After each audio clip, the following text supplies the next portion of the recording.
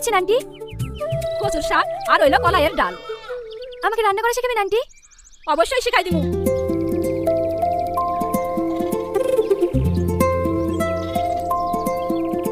এইসব পোশাক কেন পরো মা? যেসব পোশাক পরে চলাফেরা করতে অসুবিধা হয়। আপনি আমাকে শাড়ি পরানো শেখাবেন? তুমি শাড়ি পরবা?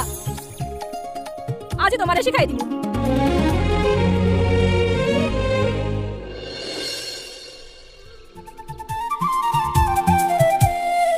ও বাবা, আমার বৌমারে শাড়ি পরা কি সুন্দর লাগতাছে। বৌমা, তুমি সব সময় শাড়ি পরা থাকবা, তোমারে খুব সুন্দর দেখাইবো। ঠিক আছে আন্টি। ওগো শুনছো? তোমার জন্য খাবার নিয়ে এসেছি, খেয়ে নাও।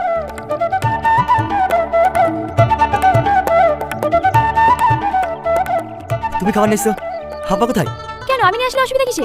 এই গ্রামের প্রত্যেকটা মেয়ে তো তার স্বামীর জন্য খাবার নিয়ে আসে।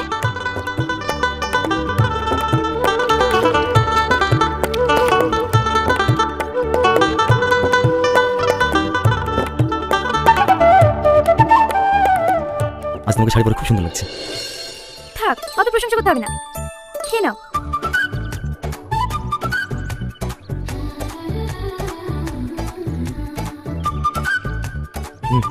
আমি খাবো না, আন্টি আমাকে খাইয়ে দিয়েছে। ওই দেখো,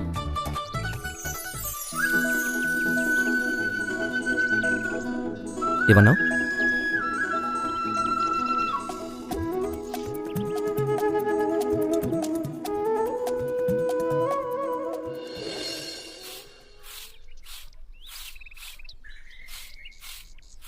এই নাও কি এটা? Divorce paper. আজকে তোমার 30 দিন পূর্ণ হলো। আজ থেকে সব সম্পত্তির মালিক তুমি।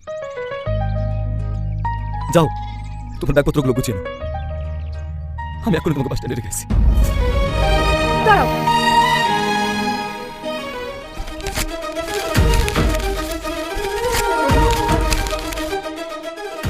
চাই না বাড়ি সম্পত্তি। আমি এর থেকে আরো অনেক বেশি কিছু পেয়েছি। আমি আগে জানতাম না ভালোবাসা জিনিসটা কি। ছোটবেলায় মাকে হারিয়েছি, আর বাবা তো সবসময় বিজনেসের কাছে ব্যস্ত থাকতো। এখানে আসার পর আমি বাবা মায়ের আদর স্নেহ পেয়েছি, তোমাদের ভালোবাসা পেয়েছি। তোমাকে এত কষ্ট দেওয়ার পরেও তুমি শুধু আমাকে ভালোবেসে গেছো। আমি তোমাকে আর এই গ্রাম ছেড়ে যেতে চাই না গো। প্লিজ তুমি আমাকে তাড়িয়ে দিও না। কে কে তারা দিবা মেয়েরে? আমি কানে সব শুনতে পাইছি। আমার মেয়ে এই বাড়িতেই থাকবে। ঠিক কইছাও। আমার মেয়েরা কিছু কইলেই ওরে বাড়ি থেকে বাড়ি করে দিমু।